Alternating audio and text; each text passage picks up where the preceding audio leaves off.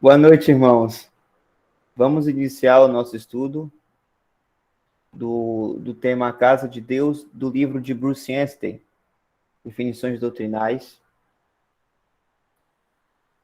E o texto diz assim: A Casa de Deus. Nos tempos do Velho Testamento, a Casa de Deus era um edifício feito de pedras e madeira e coberto de ouro. Mas hoje, no cristianismo, a Casa de Deus, que é a Igreja do Deus vivo, é uma casa espiritual composta de crentes no Senhor Jesus Cristo que são vistos como pedras vivas na sua construção. Então aqui já é a, a definição que o irmão coloca, a gente já pode inclusive já estar vendo aqui as referências. A primeira referência é quando diz que no Antigo Testamento a casa de Deus era um edifício feito de pedras e madeira e coberto de ouro. 1 Reis 5:6.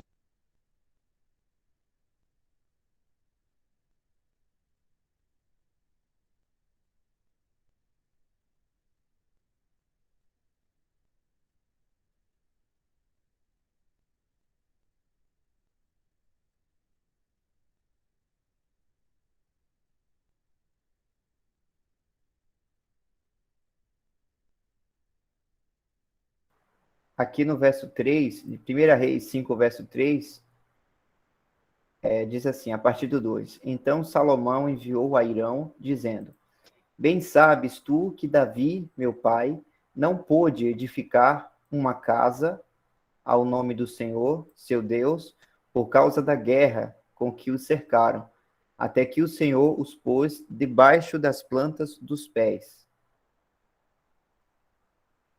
Verso 5: E eis que eu intento edificar uma casa ao nome do Senhor, meu Deus, como falou o Senhor a Davi, meu pai, dizendo: Teu filho, que porei em teu lugar, no teu trono, esse edificará uma casa ao meu nome. Então aqui mostra que Deus deu a autoridade para se construir e edificar essa casa ao seu nome. Por isso o termo a casa de Deus. A outra passagem é quando se fala agora da casa de Deus, mas para essa dispensação da graça, o tempo da igreja, que está em 1 Timóteo, capítulo 3, verso 5.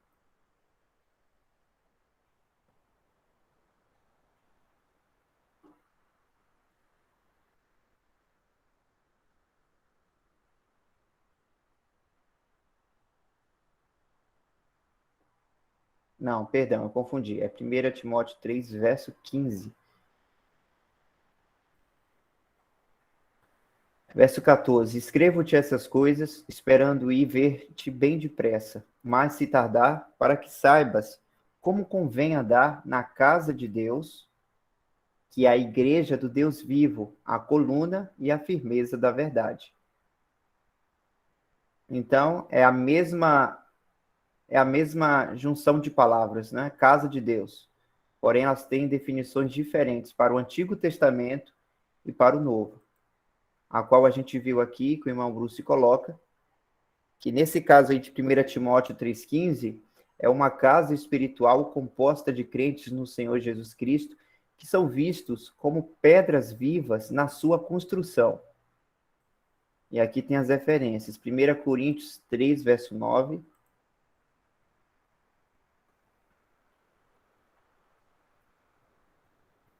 Porque nós somos cooperadores de Deus, vós sois lavoura de Deus e edifício de Deus. Outra referência é Efésios 2, 20 e 21.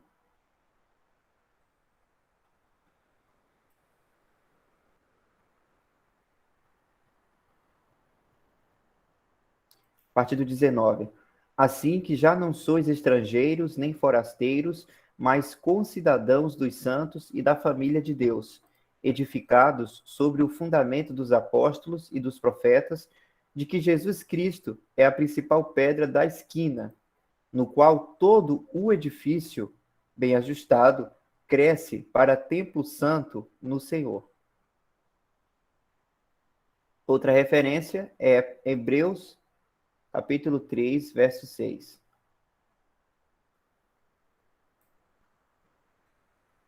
Mas Cristo, como Filho, sobre a sua própria casa, a qual casa somos nós, se tão somente conservamos firme a confiança e a glória da esperança até o fim. E a última referência citada é 1 Pedro 2,5.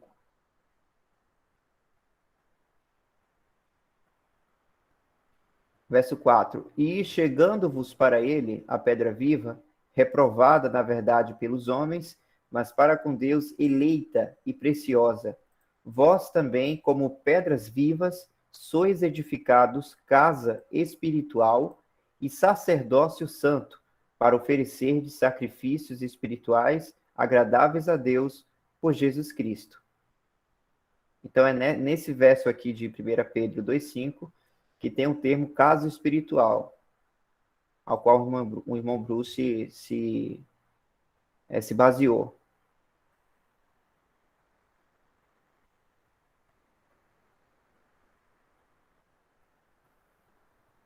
Então, tendo essa divisão bem clara da casa de Deus, do que foi no Antigo Testamento e do que é atualmente a casa de Deus nesse tempo da dispensação da graça, a gente pode prosseguir. Mas se algum outro irmão quiser comentar, reunido, que esteja reunido, fica à vontade.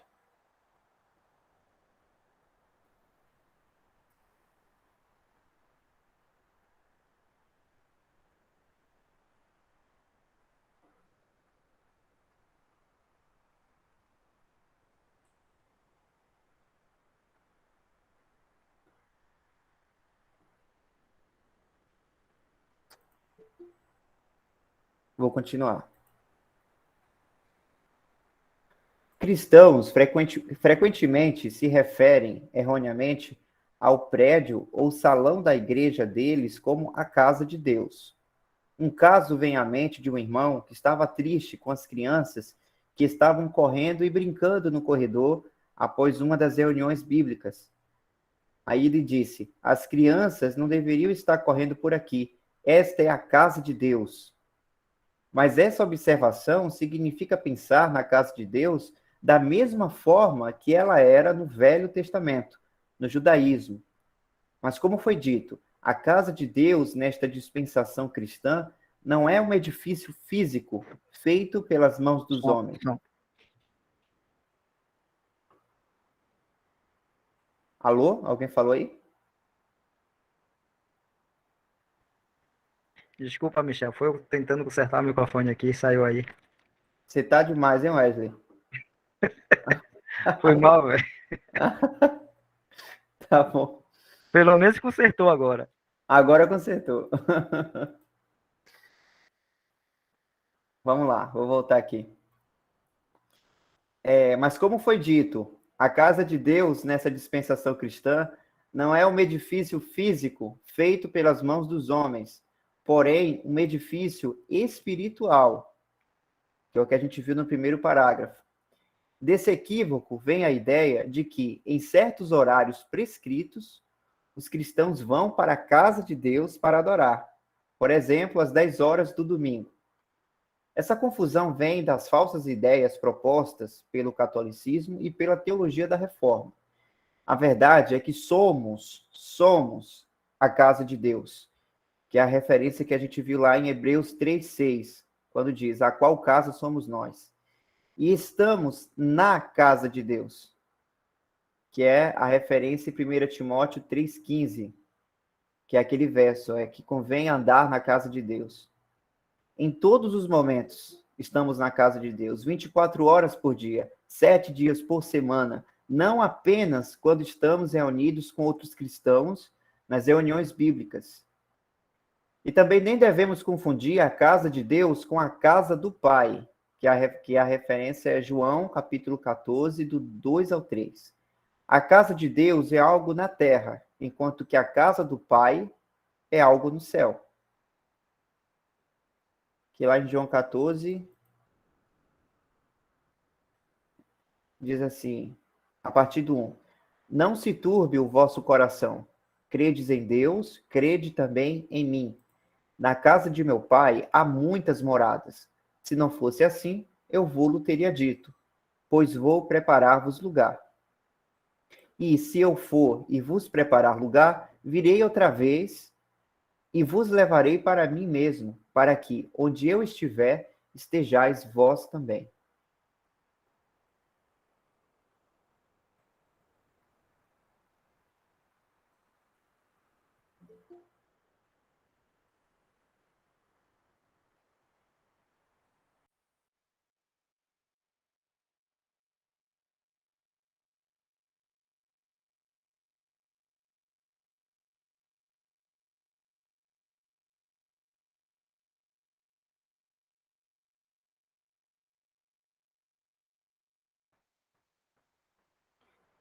Então, prosseguindo,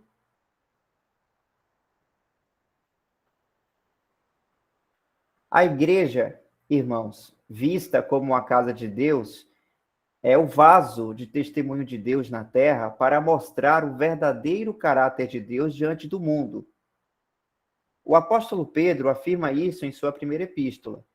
Depois de declarar que os crentes são casa espiritual de Deus, ele continua dizendo que, como tal, somos responsáveis por anunciar as virtudes daquele que nos chamou das trevas para a sua maravilhosa luz.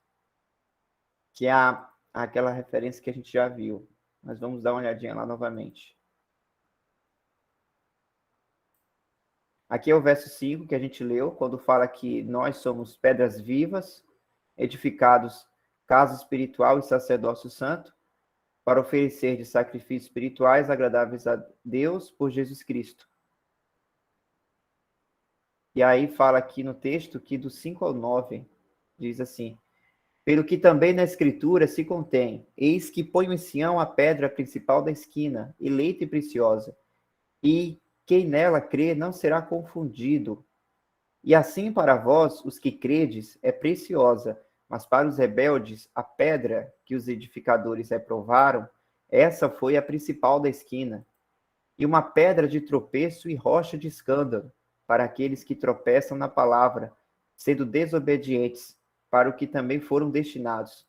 Mas vós sois a geração eleita, o sacerdócio real, a nação santa, o povo adquirido, para que anuncieis, essa é a referência citada por Bruce, para que anuncieis as virtudes daquele que vos chamou das trevas para a sua maravilhosa luz.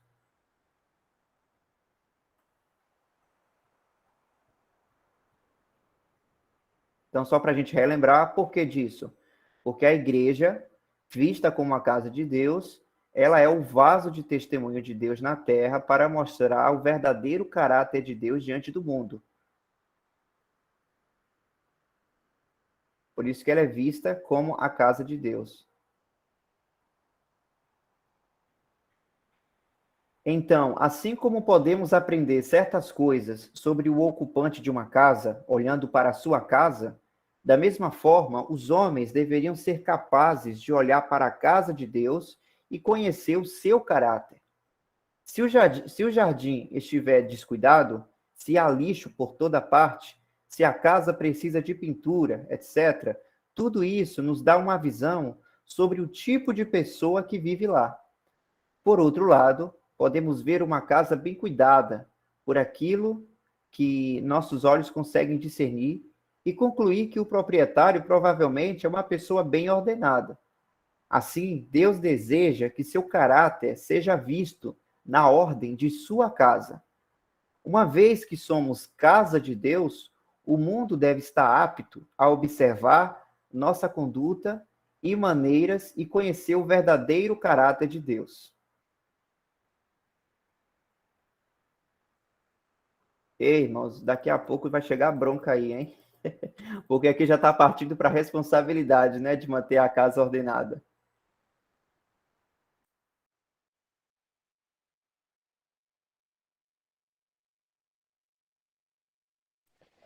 Michel, tem como deixar maior um pouquinho aí? Não, né?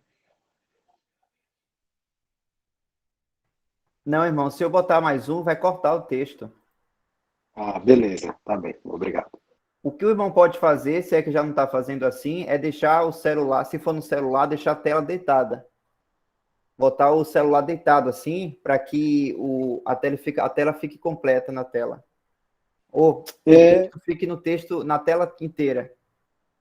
tá assim mesmo, é que, é que minha visão que tá ruim mesmo, mas beleza, valeu. E não sei se o irmão já fez, é possível dar um zoom também, colocando os dois dedos na tela e abrindo. É isso que eu tô fazendo aqui agora, para acompanhar. Ou Obrigado, irmão. então, Danilo, você clica no link aí que eu botei no chat e aí você vai ir para o navegador onde está o texto. E aí você Ah, pode ficar beleza, ouvindo enquanto acompanha no site. beleza, melhor. Obrigado.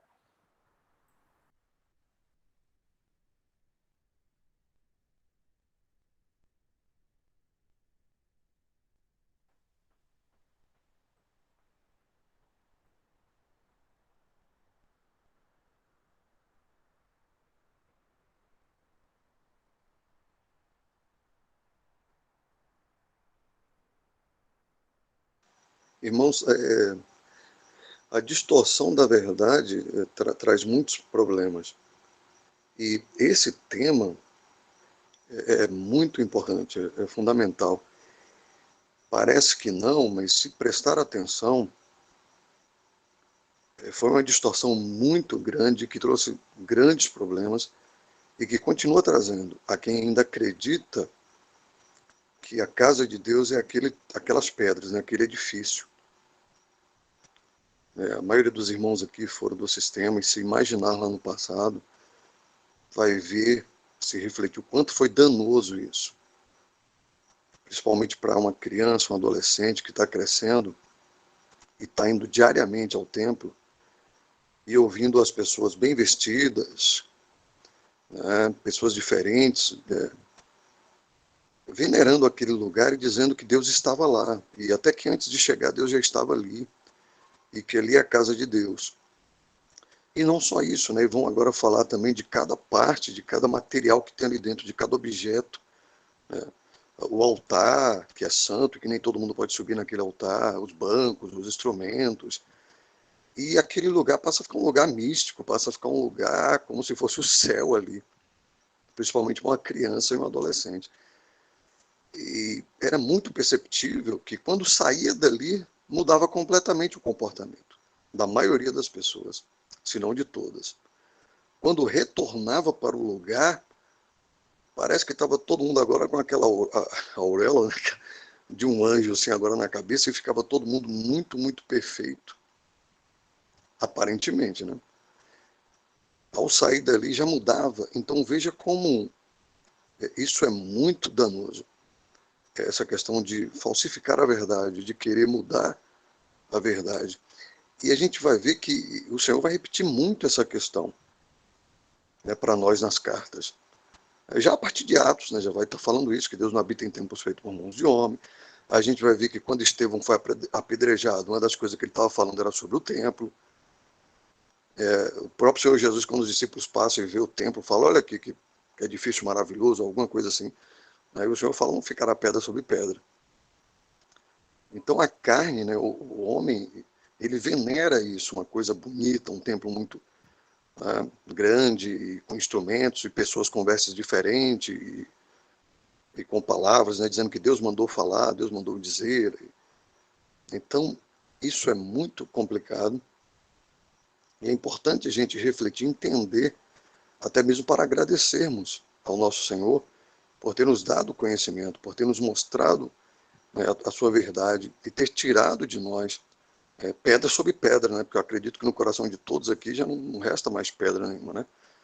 Foi derribada, né? Pedra sobre pedra, como o Senhor falou daquele templo físico lá. Acredito que literalmente também nos nossos corações já foi derrubado e a gente não sente mais nenhum desejo, né, de fazer parte do templo, né? E de falar ou acreditar que ali é a casa de Deus. Porque é muito estranho isso para nós hoje que conhecemos a verdade. E chega a ponto de quando você se afasta do templo, as pessoas já te julgarem como um desviado, perdeu a salvação, né? Você não, alguns nem te cumprimentam mais, né, da forma que se cumprimenta na denominação. Olha como fica forte essa questão do templo, de frequentar aquele lugar que se chama ali de casa de Deus, né? E aí a pessoa deixa de entender que ele é a casa de Deus e que, como está aí, a gente está 24 horas na casa de Deus, somos a casa de Deus. E é muito diferente quando você entende essa verdade. Com certeza, o caminhar vai mudar totalmente, porque a verdade com certeza liberta.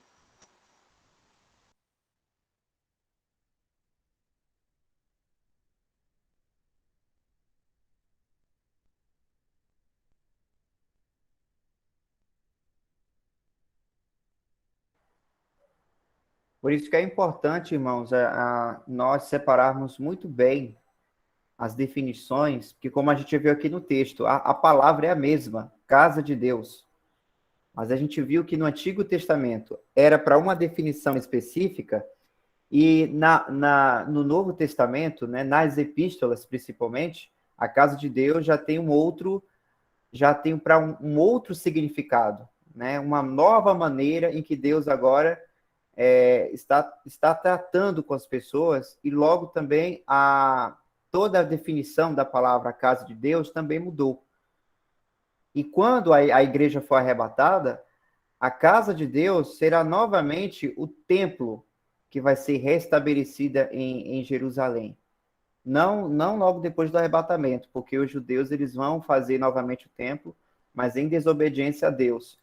Mas quando o Senhor chegar e instaurar o milênio e começar a reinar aqui no mundo, a sua casa será restabelecida, né, com muita glória. O mundo todo vai querer visitar a casa de Deus, como fala nas profecias, inclusive do Antigo Testamento, porque é um caráter judeu essa definição da casa de Deus como uma construção mesmo aqui em um ponto geográfico da terra, que é especificamente Jerusalém, que é o local onde Deus escolheu para ali habitar o seu nome.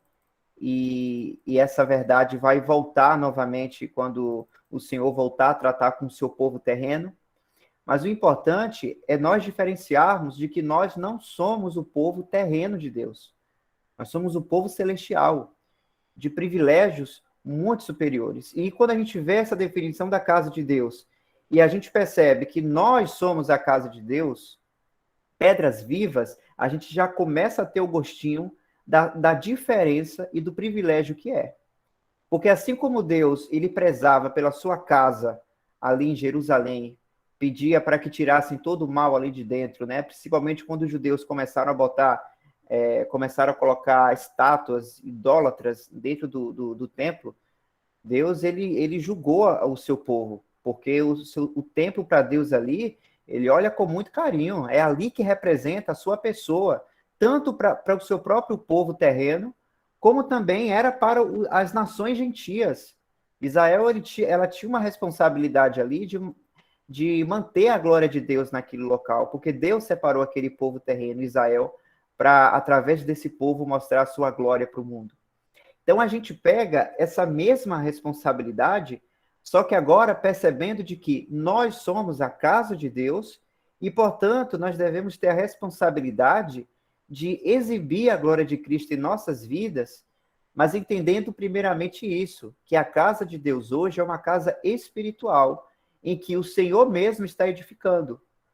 Porque lá em Atos 2, é falado, deixa eu ver aqui, no finalzinho de Atos 2, fala assim, e todos os dias, verso 47, e todos os dias acrescentava o Senhor à igreja aqueles que se haviam de salvar. É o Senhor que está fazendo esse trabalho. Ele que está pegando as pedras vivas e colocando nesse edifício que ele está construindo. Tem uma outra referência também, que é em Mateus 16, quando o próprio Senhor fala: pois também eu te digo que tu és Pedro, e sobre esta pedra edificarei a minha igreja, e as portas do inferno, que a melhor tradução é a Hades, não prevalecerão contra ela. Então, o Senhor ele tem esse trabalho, ele que está construindo essa casa, né? É a igreja de Deus, é o seu corpo, porque é a noiva de Cristo, a igreja. Mas quando se trata da perspectiva da casa de Deus, é como o irmão Bruce falou, é porque está trazendo a perspectiva de que hoje a igreja ela é responsável em exibir a glória de Cristo para o mundo. É a casa. E aí a gente viu esse exemplo que o irmão falou. Quando a gente passa pela casa de alguém e vê tudo bem ornamentado, o jardim sendo cuidado, sendo regado, vê a casa bem pintada, a gente tem uma ideia de que quem mora ali uma família organizada, que preza, né, pela organização, pela decência e por aí vai. Então, da mesma maneira, quando as pessoas olham para os cristãos, né, em conjunto ou individualmente, ela está olhando ali para a casa de Deus, embora essas pessoas não vão ter esse entendimento, mas eu estou falando aqui na perspectiva da mente de Deus. As pessoas estão olhando para essa casa e, de acordo com como está essa casa, ela vai ter um retorno da glória de Deus. Como é que Deus está sendo representado por essas pessoas? E é aí que nós já começamos a ficar envergonhados nessa questão, né? Porque a casa, com certeza, em seu testemunho, está uma bagunça. Não está nada cuidado, vamos dizer assim, pelo testemunho original. Tanto é que o irmão Bruce ele vai explicar, acredito que ele vai explicar isso no texto mais à frente, mas, por exemplo, lá em 2 Timóteo 2, quando está se tratando da ruína da igreja, o testemunho da igreja, o irmão Paulo, o Paulo fala assim, ora, numa grande casa, não somente há vasos de ouro e de prata, é isso mesmo. Ora, numa grande casa não há somente vasos de ouro e de prata, mas também de pau e de barro, uns para honra, outros, porém, para desonra. E aí ele começa a dar mais orientações de como o cristão ele tem que agir com a ruína em vista. Mas o termo que ele coloca aqui no versículo é grande casa. Por quê? Há duas perspectivas da casa de Deus. Há uma perspectiva da casa de Deus, a qual o Senhor está edificando, e, logicamente, se o Senhor que está edificando, não há erro. É como o Senhor falou, o inferno não prevalecerá contra ela. Ninguém poderá prevalecer o que Cristo está construindo. E a nossa confiança no Senhor é entender isso, de que se o Senhor nos colocou como pedras vivas ali para a edificação da sua casa, a igreja, nós sabemos que isso vai ser cumprido e não vai faltar ninguém a qual Deus elegeu para quem vai fazer parte da igreja. Isso não vai falhar. Mas quando a gente agora trata da outra perspectiva da casa de Deus hoje, que é a casa está limpa, como é o exemplo ali do texto, né? Como é que a igreja de Deus aqui na terra está testemunhando a glória de Cristo? Como é que está sendo organizada essa casa em forma de testemunho para as outras pessoas? Aqui que Paulo fala, se tornou uma grande casa. Por quê? Está uma bagunça. Antes, no início, quando a igreja foi fundada, todos andavam em unidade. E havia muito poder, inclusive, um poder externo, por causa da glória que foi de início. Mas aí a unidade do Espírito, ou seja, a unidade de pensamento sobre as coisas de Deus na casa, começou a rachar. Eu estou falando aqui na perspectiva do testemunho. E aí a ruína foi entrando, e aí a gente vai percebendo isso nas 7 cartas às igrejas, que é uma profecia do andar, da carruagem, do testemunho da igreja aqui na Terra. E aí a gente vai vendo ao ponto, que é o que fala aqui da igreja de Laodiceia, a última igreja, que profeticamente falando é a atual fase que a igreja está passando.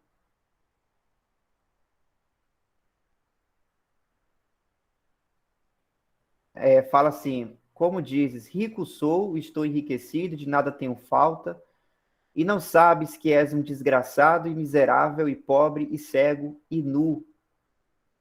Essas são as características que Deus está dando para essa igreja, que profeticamente é esse momento atual nosso. E aí o Senhor dá aqui uns aconselhamentos, mas olha o ponto que chegou aqui, irmãos, que é o ponto que eu quero mostrar. Eis que estou à porta e bato. Se alguém ouvir a minha voz e abrir a porta, entrarei em sua casa e com ele cearei e ele comigo. Esse versículo ele é muito utilizado para evangelho e glória a Deus, como é a palavra de Deus, né? Com certeza muitas vidas foram salvas por meio desse versículo, porque a palavra de Deus tem poder e mesmo usando para outros contextos, né? A gente não pode limitar o poder do Espírito Santo em usar a palavra para salvar vidas. Mas se nós olharmos o contexto, irmãos, o testemunho da Assembleia de Laodiceia tirou o Senhor do meio, botou o Senhor para fora, porque o Senhor já estava incomodando. Então, para pensar de que a casa de Deus, ela tinha um testemunho, ela tem a responsabilidade de mostrar, de exibir a glória de Cristo para o mundo. Assim como a casa de Deus lá em Israel também tinha essa responsabilidade. Mas olha só o ponto que a casa de Deus, como testemunho, se tornou no mundo. Tiraram o Senhor Jesus, botou do lado de fora. Só que aí, quando a gente agora traz na perspectiva da ação de Deus sobre isso, da soberania de Deus, é aí que vem o nosso descanso. Porque mesmo na ruína, nessa grande ruína, no verso 20, o Senhor fala que ele está à porta e bate. E ele disse, se alguém ouvir a minha voz e abrir a porta, entrarei em sua casa e com ele cearei e ele comigo. Ou seja, irmãos, mesmo assim ele continua cuidando, ele continua batendo na porta, né? Mesmo com tanta ruína, mesmo com a casa de Deus ter perdido o brilho em seu testemunho para exibir a sua glória. Então isso mostra para a gente o quanto que somos falhos, o quanto que qualquer coisa que a gente põe a mão nas coisas de Deus tende a falhar, mas nós percebemos o quão fiel é o nosso Senhor e que também podemos seguir, né, nessa fidelidade, mas olhando para o Senhor, jamais para a gente. Porque essa casa de Deus mesmo, aí, que tinha a responsabilidade nossa para exibir a glória de Deus para o mundo, falhou miseravelmente. Como é que ele fala aqui, né? Cadê novamente a forma como o Senhor fala? Sabes que é um desgraçado, miserável e pobre, cego e nu. Então, essa responsabilidade dessa casa falhou, como diz aqui, né? Desgraçadamente, vamos dizer assim. Isso é muito triste. Mas, ao mesmo tempo, nós percebemos o quão fiel é o nosso Senhor, para que Ele, por ter nos tirado, principalmente, né, irmãos? O irmão Isaac falou aí, de que muitos de nós éramos de sistema religioso, de algum sistema religioso, mas aqui a gente percebe o quanto que o chamado que o Senhor nos deu, né, para que nós pudéssemos entender essa verdade, porque assim foi do desejo de nosso Senhor, porque ele estava ali batendo na porta, né? E graças a Deus, para a glória de Deus, nós ouvimos esse chamado para essa responsabilidade.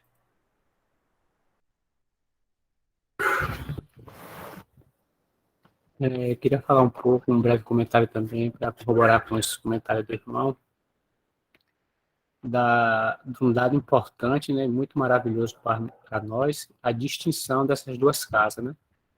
A casa de Deus, lá no Velho Testamento, para Israel, e essa nova casa de Deus. Se o irmão Michel puder colocar lá em Hebreus, a partir do versículo 19.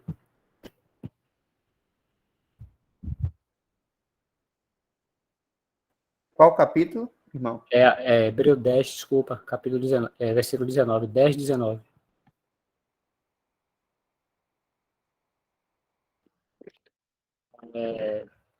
Tendo, pois, irmãos, ousadia para entrar no santuário pelo sangue de Jesus, pelo novo e vivo caminho que ele nos consagrou pelo véu, isto é, pela sua carne, e tendo um grande sacerdote sobre a casa de Deus, cheguemos-nos com verdadeiro coração, em inteira certeza de fé, tendo o coração purificado da má consciência e o corpo lavado com a água.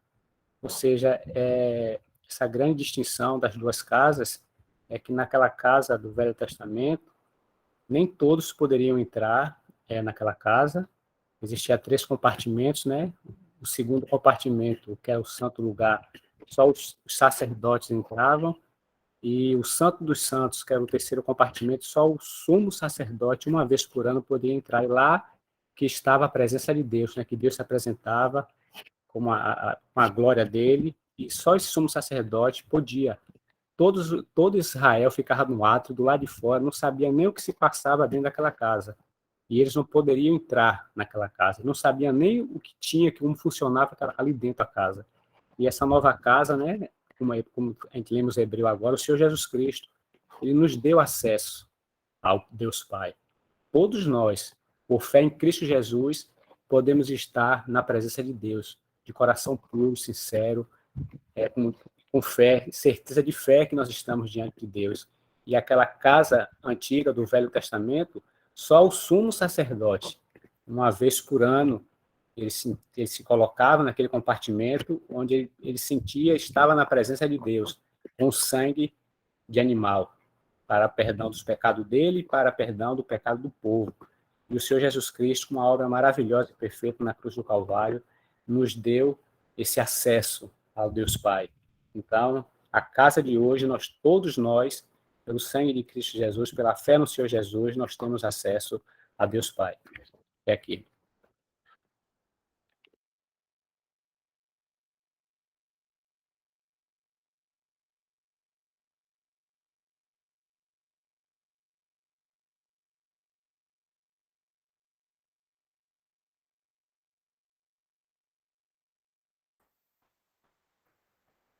Eu lembrei, por exemplo, irmãos, do livro de Salmos, muitas passagens falando sobre a casa de Deus, e uma delas diz assim: certamente, 23, verso 6, certamente que a bondade e a misericórdia me seguirão todos os dias da minha vida, e habitarei na casa do Senhor por longos dias.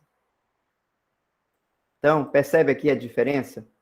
Porque a casa do Senhor aqui está na perspectiva judaica, que é realmente uma construção física em um ponto geográfico, e aí uma pessoa ela vai entrar ali e pode ficar por longos dias. Mas nós não podemos pegar esse versículo e aplicar a nós. A gente não pode falar, habitarei na casa do Senhor por longos dias. Porque, primeiro, eu sou parte da casa, vamos dizer assim, porque eu sou uma pedra viva que foi colocada para a construção dessa casa. Eu jamais sairei dessa casa, sempre irei pertencer. Né? Então, enfim, e vários outros detalhes, né, que seria uma lista imensa aqui de diferença. Mas essa é a importância da gente poder dividir bem a palavra de Deus e saber e entender de que pode ser uma mesma palavra em toda a Bíblia, mas é importante ver qual livro que está, é do Antigo, é do Novo, em qual contexto, porque há muita diferença. E se a gente ler e interpretar achando que, por exemplo, nesse versículo está falando da casa de Deus, que é para essa atual dispensação, pode causar confusão na nossa mente. Então, graças a Deus que ele nos orienta a dividirmos bem a palavra e entendermos, né? E botar cada pecinha no seu encaixe.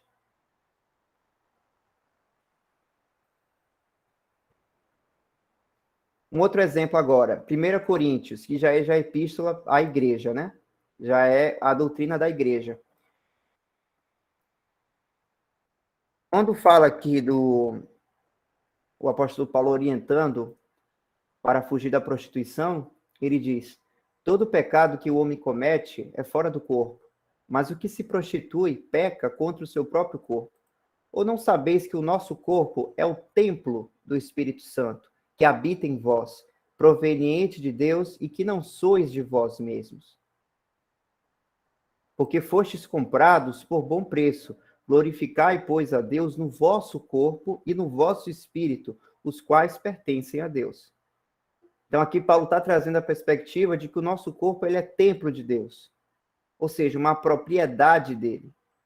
E é templo também porque o Espírito Santo habita na gente. Irmãos, é só parar para pensar de como os judeus eles ficaram quando viram a glória de Deus descer sobre o templo, quando Salomão edificou totalmente o templo, e sentiu o desespero dos judeus quando a glória de Deus saiu do templo antes de Nabucodonosor destruir. Eles ficaram desolados, porque a glória de Deus ali era o que representava a presença de Deus. Eles entendiam que Deus estava ali por causa da sua glória, que inclusive é o termo Shekinah, né? E a gente lê esses textos do Antigo Testamento e percebe como essa questão da glória de Deus ali presente era para ele algo assim de vida e morte para os judeus, né? Eles ficavam maluquinhos com isso. Agora imagina, irmãos, o privilégio de entender que o Espírito Santo, que é Deus também, ele é uma das pessoas da Trindade, ou seja, tem a mesma importância que o Pai e o Filho. Ele habita na gente, no nosso corpo. Olha que privilégio. Às vezes a gente pode até assim crescer ouvindo essas coisas, né? Mas quando para pensar no real valor disso, parece que a mente faz tchá. É uma alegria, um privilégio muito grande de Deus nos reconhecer como seu templo, de Deus reconhecer a gente como a própria casa dele. E aqui fala, né, que nós fomos comprados por bom preço. Sangue de Cristo, a obra de Cristo. E aí pede para nós glorificarmos a Deus no nosso corpo e no nosso espírito, os quais pertencem a Deus. Ou seja, irmãos, se nós somos a casa de Deus, se nós somos o nosso corpo é o templo do Espírito Santo, né? O templo de Deus, nem o nosso corpo já é nosso mesmo. A gente não tem liderança sobre o nosso corpo. Tudo é do nosso Senhor, é propriedade dele, ele comprou. Então, quando a gente começa a entender o significado da casa de Deus nesse sentido, de acordo com a sã doutrina, a gente começa a perceber a verdade da mente de Deus sobre nós e, com base nisso, a gente glorificar, inclusive, com os pensamentos corretos, da maneira correta, como é que Deus ele nos vê, que é o que nos importa, né? Então, ele deixa tudo isso bem explicado na sua palavra e, graças a Deus, com entendimento, a gente pode adorar a Deus e glorificá-lo em nosso corpo por entendermos isso. Nós, individualmente, somos o templo de Deus e, conjunto, nós também somos o templo de Deus e casa de Deus. Então, são muitos privilégios, um em cima do outro, né, que Deus nos coloca nesses termos para a gente perceber o quão próximo que estamos de Deus por meio de Cristo. São muitos privilégios. Já que você está aí mesmo, Michel, por favor, 1 Coríntios 3, a gente vai ver quantas referências a gente vai encontrar aí nas cartas sobre esse tema. Será por quê que o Senhor teve esse cuidado de repetir tanto esse tema? 1 Coríntios 3, 9, né? 9, se puder ler o 9, eu acho que o 16, 17. Verso 9, porque nós somos cooperadores de Deus, vós sois lavoura de Deus e edifício de Deus. Então, só nesse verso 9, cooperadores, lavoura e edifício de Deus.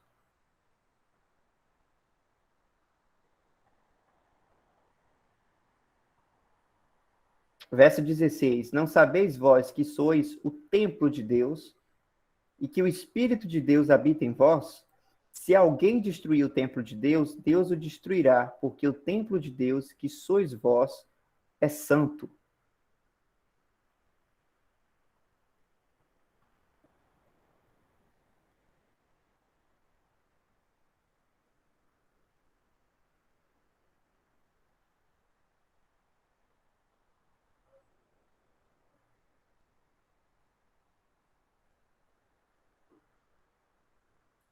no passado fiquei me perguntando como eu não vi isso, como eu não enxerguei, como eu não li. Achei que já sabia, que já tinha lido a Bíblia. Como é que pode?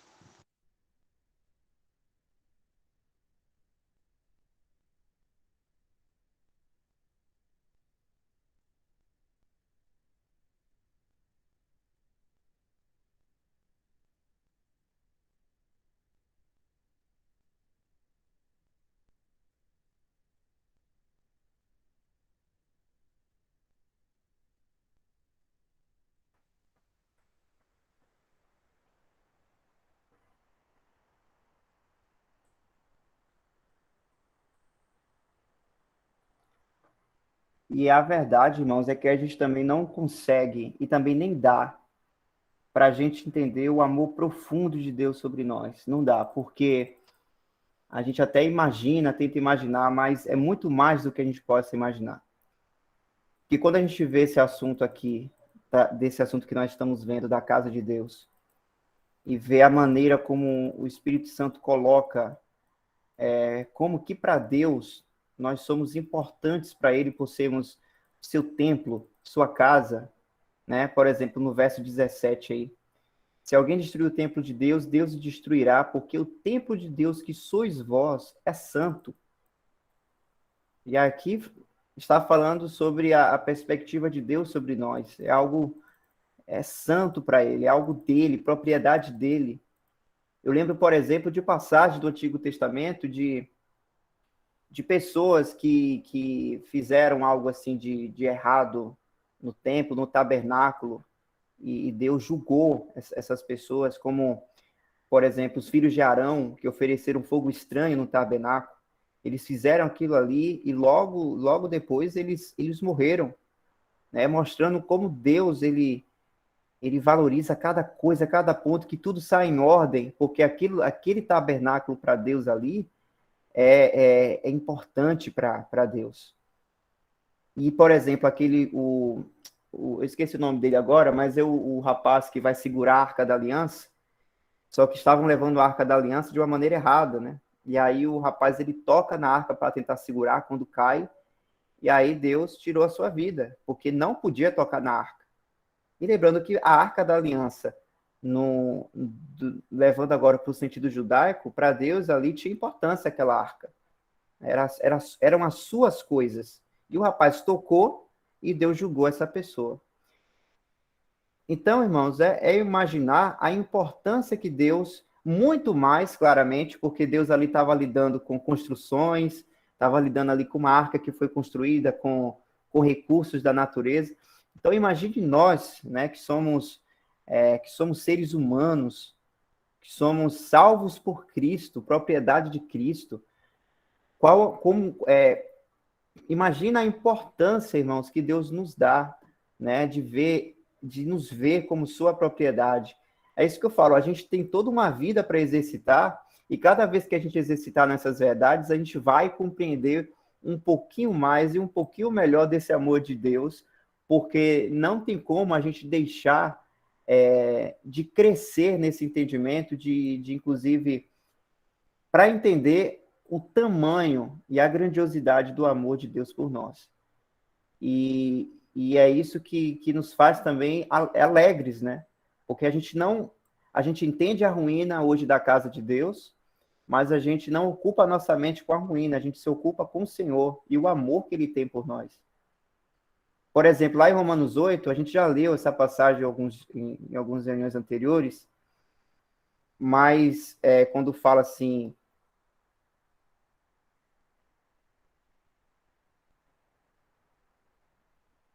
só vou ler o verso 32.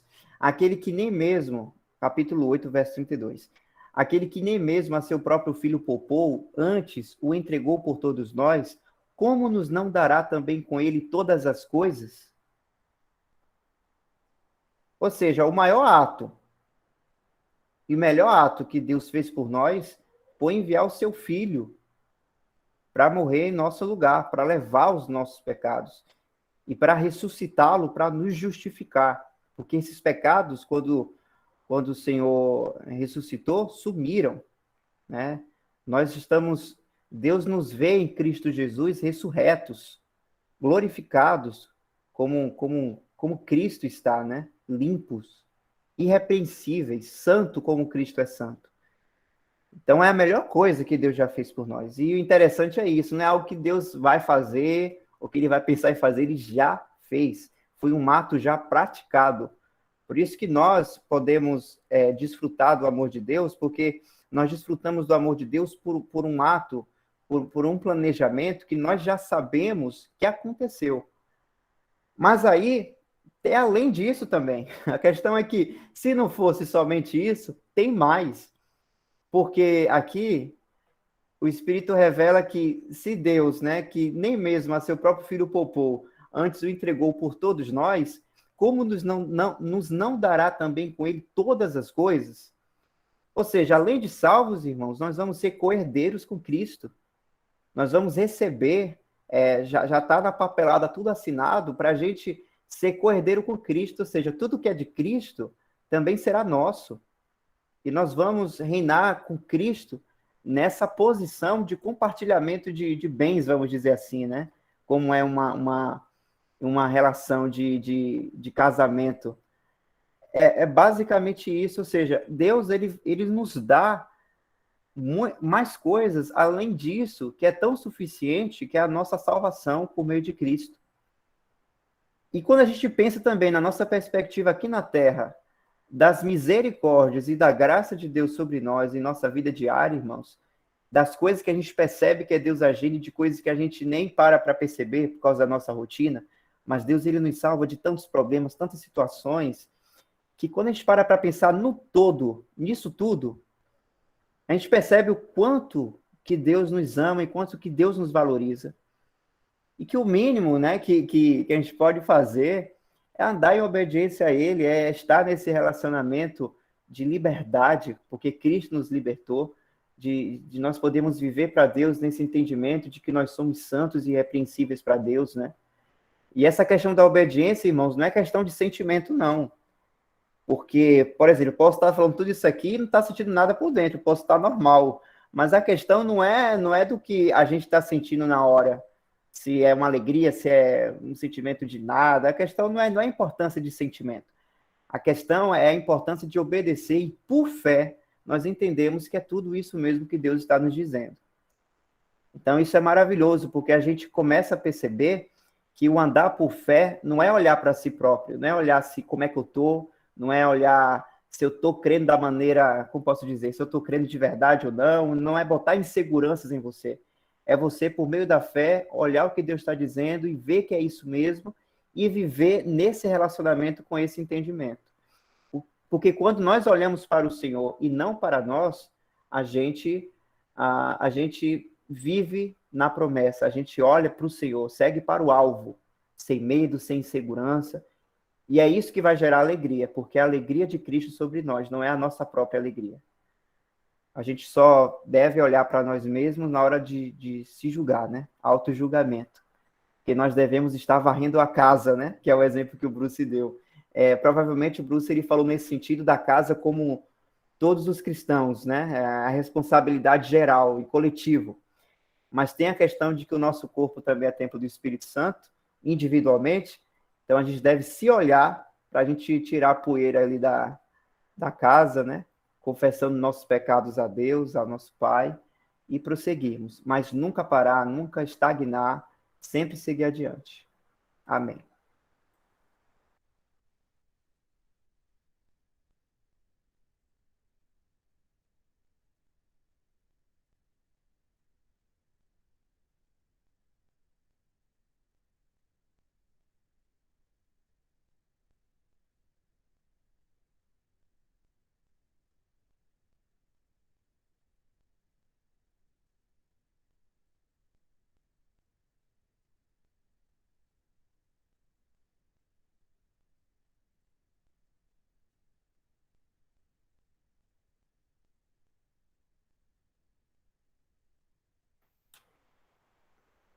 Então, irmãos, eu vou ler esse parágrafo aqui. E aí, para a próxima reunião, a gente pode ler esses pontos aqui, das características.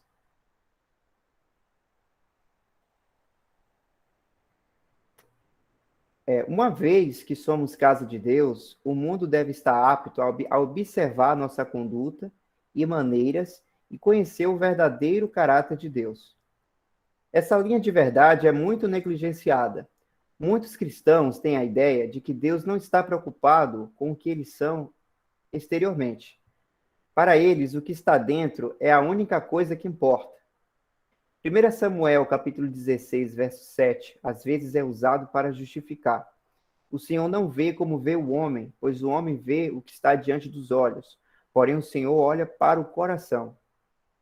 Mas esse mesmo versículo só reforça o ponto em que precisamos prestar atenção ao nosso testemunho exterior.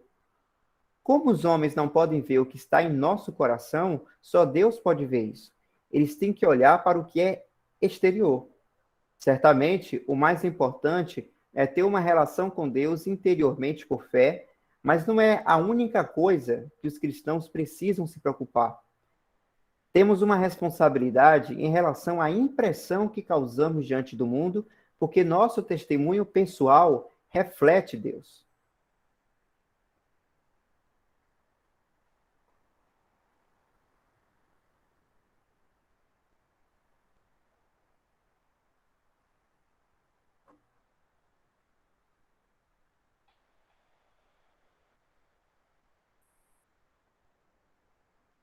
Acho que a gente pode acabar lendo aqui esses 2 pontos. Algum irmão pode ler, por favor?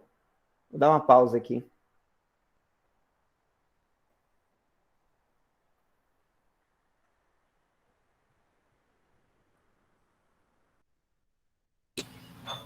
Vou ler aqui, Michel. Deixa eu ver se eu consigo aqui. Como é que tá? Tá tranquilo a voz? Tá dando para ouvir, né? Tá. A partir dos pontos, é? As 2 principais. Pronto. As 2 principais características de Deus que os cristãos, como a casa de Deus, devem manifestar diante do mundo são: Deus, o Salvador. Como tal, a disposição de Deus em graça para com todos os homens deve soar de sua casa para um mundo por meio do Evangelho da glória do Deus bendito. Assim, o favor de Deus em buscar o bem e a bênção dos homens deve ser manifestado perante o mundo por aqueles que compõem a casa.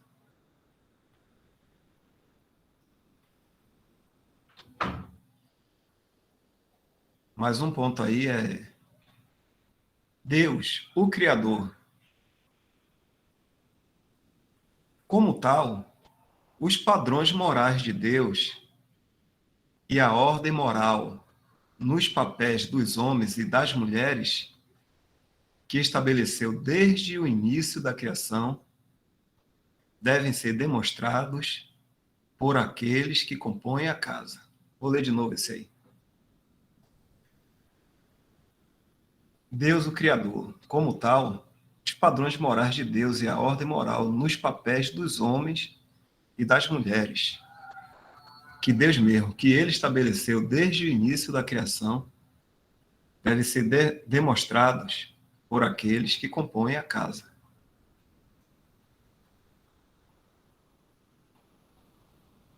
Vai ler as referências ou vai subir aí? Vamos ler?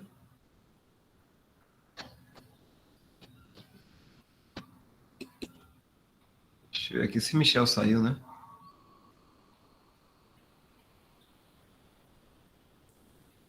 Acho que Michel saiu aqui. Voltei, Dal. Já voltou? Que alegria.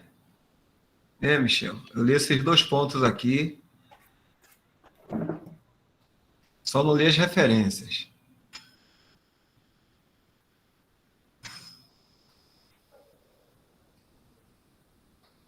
Vamos ler a referência, então? 1 Timóteo 1:11.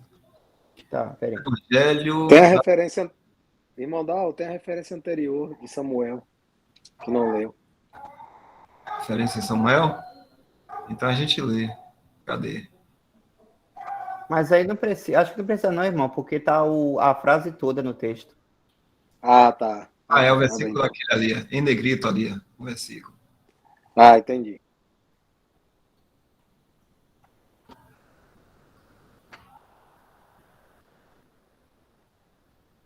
1 Timóteo 1,11 diz: conforme o evangelho da glória do Deus bem-aventurado que me foi confiado.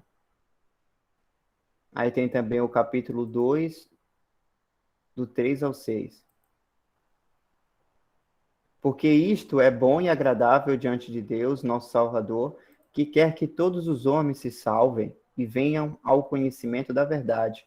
Porque há um só Deus e um só mediador entre Deus e os homens, Jesus Cristo, homem, o qual se deu a si mesmo em preço de redenção por todos, para servir de testemunho a seu tempo.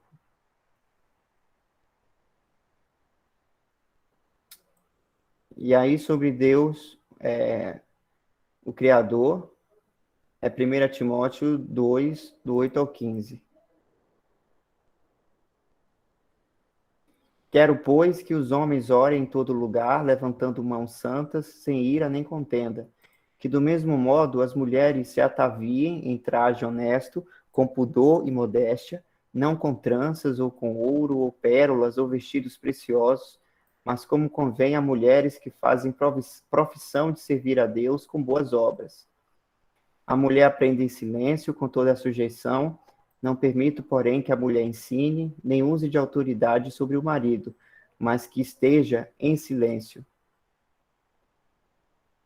Porque primeiro foi formado Adão, depois Eva. E Adão não foi enganado, mas a mulher, sendo enganada, caiu em transgressão. Salvar-se-á, porém, dando à luz filhos, se permanecer com modéstia na fé, no amor e na santificação.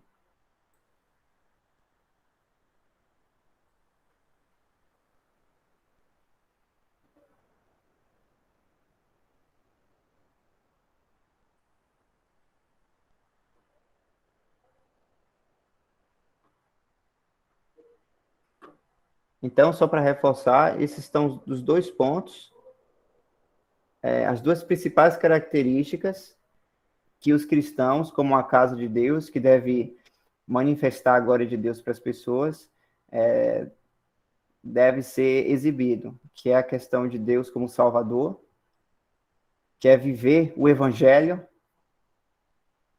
mostrar para as pessoas o Evangelho, seja falando ou na vida prática, né, mostrar o Senhor de graça que está salvando por meio do Evangelho. E a outra perspectiva é Deus como Criador, que é a questão dos comportamentos, dos padrões morais de Deus, a qual ele estabeleceu quando criou o homem e a mulher, e mostrar para o mundo essa obediência de como Deus ordenou, por mais que o mundo ele mude a forma como Deus estabeleceu. Essas duas coisas têm importância para Deus, e a casa de Deus, ele deve ter essa responsabilidade em seu testemunho de exibir o Deus como Salvador e Criador.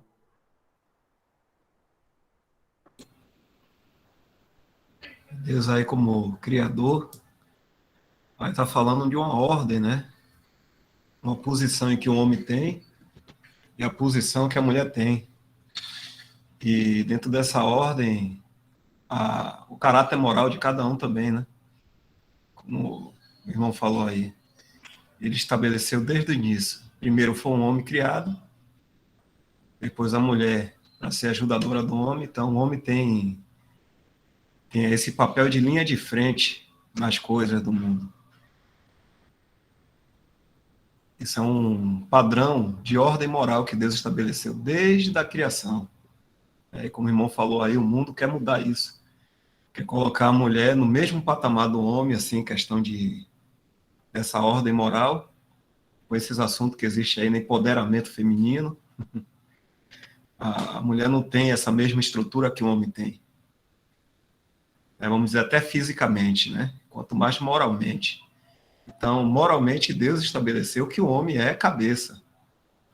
E a mulher é a sua adjuntora ou ajudadora, né? E os dois trabalhando junto iriam coordenar todas as coisas na criação. Mas, devido a mulher ter saído do seu lugar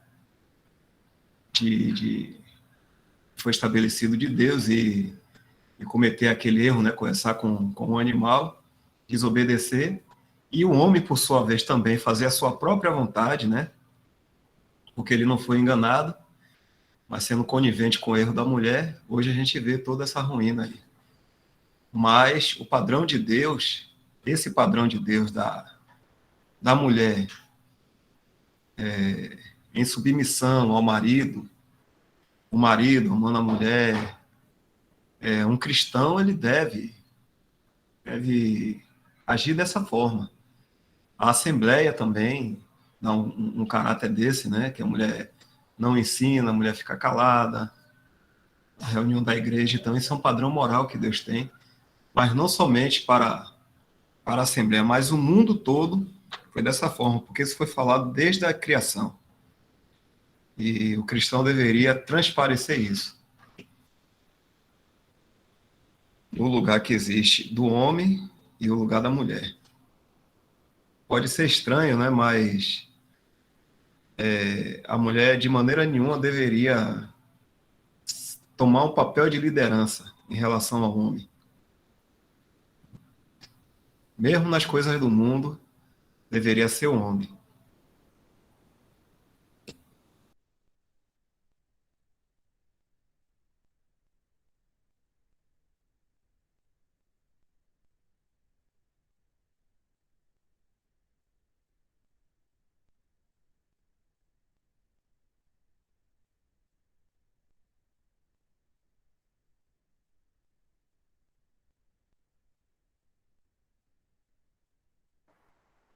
Se não houver mais comentários, a gente pode concluir, né, Dal? E deixar para o próximo parágrafo aí. Não está ótimo aqui.